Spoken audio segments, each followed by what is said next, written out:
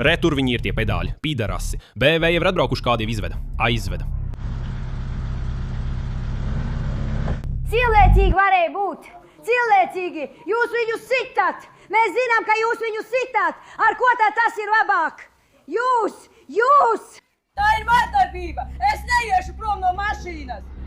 Saša, lūdzu, izsauc policiju.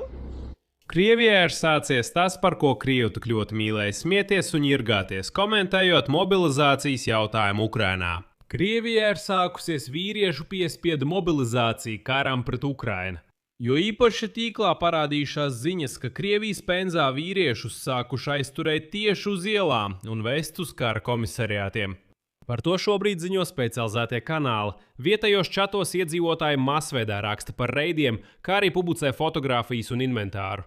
Turklāt Penzas iedzīvotāji pēkšņi sākuši sūdzēties, ka tagad vīriešiem pat uz ielas nevar iziet, jo tur uzreiz viņus aizvedīs uz kara komisariātu, bet tālāk jau uz karu. Un šeit gribas atgādināt, kā vēl pirms mēneša Krievijas reģionos sāka izsniegt tā saucamos mobilizācijas pavēstes ar vien lielākam un lielākam vīriešu skaitam. Nu tad noskaidrosim, kas īsti notiek un kur un kā Krievijā notiek busifikācija. Mani sauc Aleksejs Pečijs. Apspriedīsim šo tēmu kopā. Bet pirms sākam, lūdzu abonēt kanālu, nospiediet patīk šim redzījumam un uzrakstiet savu komentāru. Tātad Penzas Telegram čatos sākās kaut kāda neparasta panika. Raksta, ka vīriešiem vajag saudzēt sevi un neiet ārā uz ielas. Nu paskatīsimies, ko tu šodien raksta. Es jums rādīšu ekrānu uzņēmumus un jūs kopā ar mani lasiet. Visu apkārt satelītam militārie un policija aplens. Un pa dzīvokļiem staigā. Tagad visur visi stāv. Tagad tu no mājām ārā netiksi. Pie mūsdienu arī stāv. Pilnīgs bardaks notiek. Bail no mājām iziet līdz veikalam. Jā, es pats to zinu. Vēl saka, ka cilvēku skaits, ko laikam vajag savākt, nav patiess. Viņiem vajag vairāk nekā 1000 cilvēku. Saka, ka Kamenkā vajag 700, no Penzas 1000 vai 1500. Runa ir par mobilizācijas plāniem.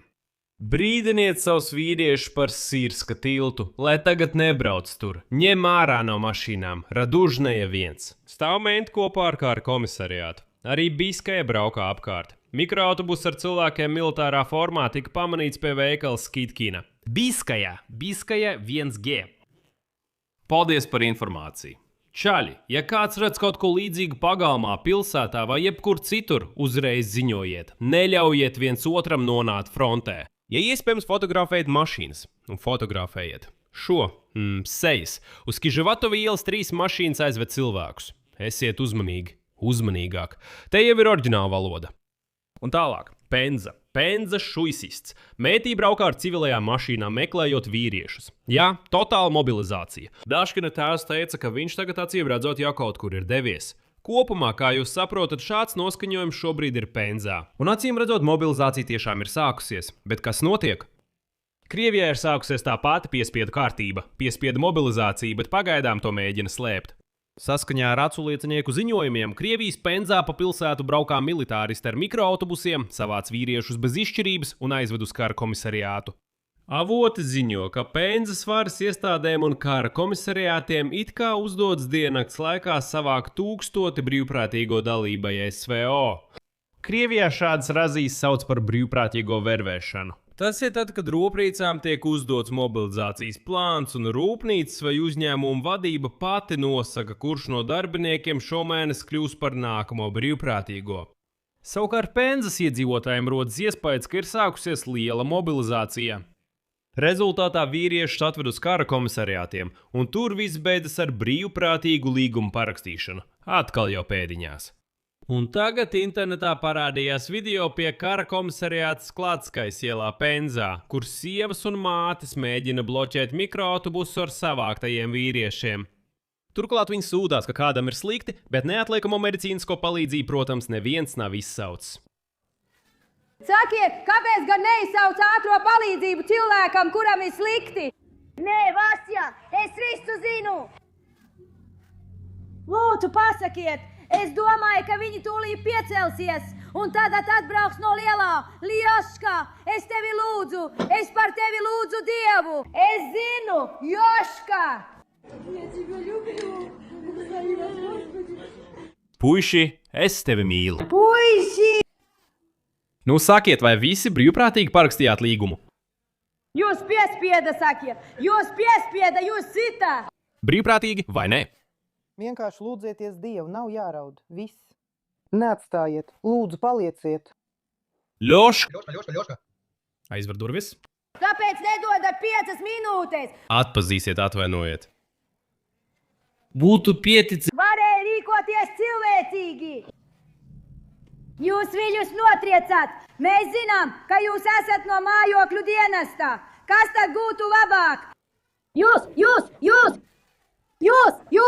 Mēs jūs pieņemam, jūs esat veropleši. Jūs nevarat mums cilvēcīgi dot 5 minūtes! Jūs! Zaplēsni! Mēs visi atbildām! Uzziniet! Ka viņš neatkāpās. Mēs visi atbildām! Noskaidrojiet, kas viņš ir.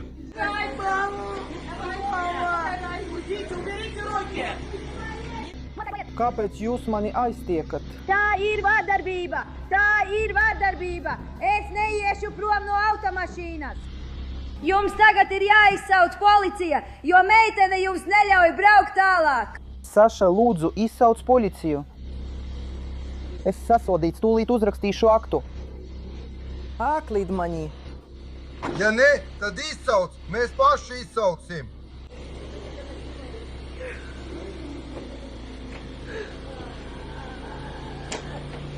Ieslēdziet! Aizmugurē! Jā, kāpēc? Izsauciet! Izsauciet ātro! Lūdzu, atkāpieties, izsauciet! Vai jums ir telefons? Paņemiet paklāju! Dodiet paklāju!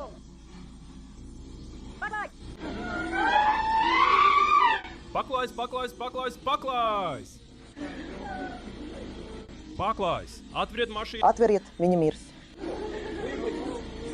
Neatvedīs! Mēs esam galīgi norakstīti uz pidariem! Mēs jau esam galīgi norakstīti uz pidariem! Ko jūs darāt? Turklāt parādījās kadri, kuros redzams, kā cilvēku izvelk tieši no viņa BMW automašīnas. Re, viņi tur ir tie pidari. Jau izvilka, kādu aizveda.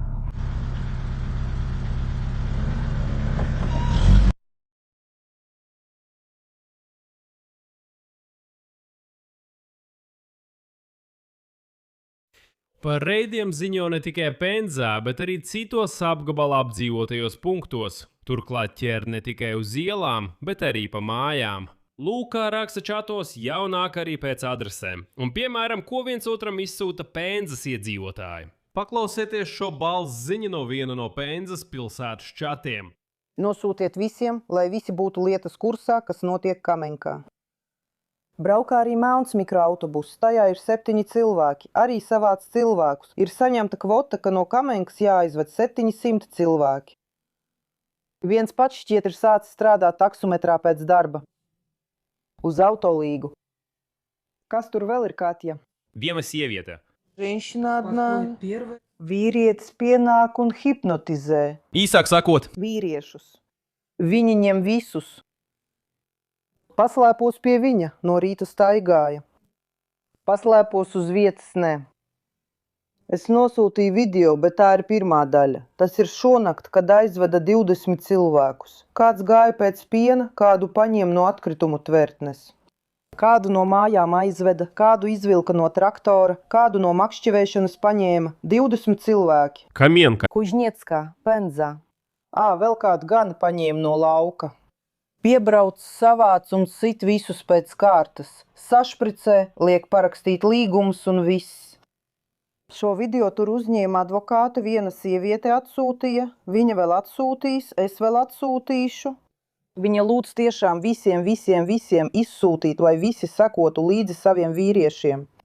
Neiet nekur, nelaist viņus vienus ārā. Bet vai ir vērts brīnīties? Protams, ka nē. Izskatās, ka Krievijā klusām nolēma pastiprināt mobilizāciju bez oficiāla paziņojuma, un visus to arī gāja. Jo nevelti Vladimirs Putins aizliedza visas iespējamās un neiedomājamās sociālos tīklus, un nevelti viņš atslēdza internetu krieviem. Nu lūk, krievus ilgu laiku baroja ar pasakām par to, ka viņiem atslēdza internetu un mobīlos sakarus. It kā tāpēc, lai Ukraiņu bezpilotu lidaparāti nevarētu uzbrukt. Ja atslēgs mobilos sakarus un internetu, tad bezpilota lidaparāts aizlidos kaut kur citā virzienā. Rezultātā 18. jūnijā Ukraiņu droni masveidā uzbruka Maskavai. Tiek uzbrukts Maskavas naftas pārstrādes rūpnīcai, un nekādas sakaru vai internetu atslēgšanas tam netraucēja. Arī es šajā YouTube kanālā brīdināju, ka Krievijā tiek gatavota mobilizācija, bet netīrie krievi parasti vienkārši smējās. Nu tagad, acīm redzot, viņiem vairs nav līdz smiekliem. Atgādināšu, ka jau māja beigās parādījās daudz ziņu, ka krievi sāka masveidā izsaukt uz kara komisariātiem, it kā tikai datu precizēšanai. Un turpat uzreiz viņiem izsniedza mobilizācijas priekšrakstus. Tajās ir aprakstīts, kas jādara un kad jādara, ja tiks izsludināta mobilizācija. Bet, kā redzam, Putins nolēma iet mazliet citu ceļu. Savākt visus pēc kārtas vīriešus uz ielas, ievest kara komisariātos. Un tur piespiest krievus parakstīt brīvprātīgo līgumu dalībai SVO. Un ziniet, beigās es minēšu vienkārši pārsteidzošu ziņu no it kā opozicionāriem Krievijas mēdījiem. Lūk, vienkārši citāts. Līdz Ukrainas busifikācijai tas, protams, vēl neaizsniedz, bet tendence ir nepatīkama. Saprotiet, krievi ar to neko nedarīs. Jo tā ir tendence. Tendence vienkārši tāda nepatīkama. Tas nozīmē, ka viņi negrasās sacelties, ja viņus sāk ķert un tā tālāk. Ar Ukraiņiem viss ir skaidrs. Ukraiņi aizstāv savu dzimto māju, un tie, kas var paņemt rokās ieročus, tie arī paņēma un aizstāv. Un mobilizācijas jautājums Ukrainā ir pavisam citādāks. Bet krievi, kurus kā agresorus, nevis kā upurus, bet tieši kā agresorus sūta pret citu valsti. Viņiem saka, brauc uz citu valsti un mirsti svešā zemē. Šeit varētu beidzot sacelties, bet nē, krievi to nedarīs. Viņi tagad sāks izdomāt šādas versijas, piemēram, jā, mums ir slikti, bet Ukrainā ir vēl sliktāk. Un ne jau tāpat vien. Nesen Vladimirs Putins atzina, ka ekonomika tiešām sabruka.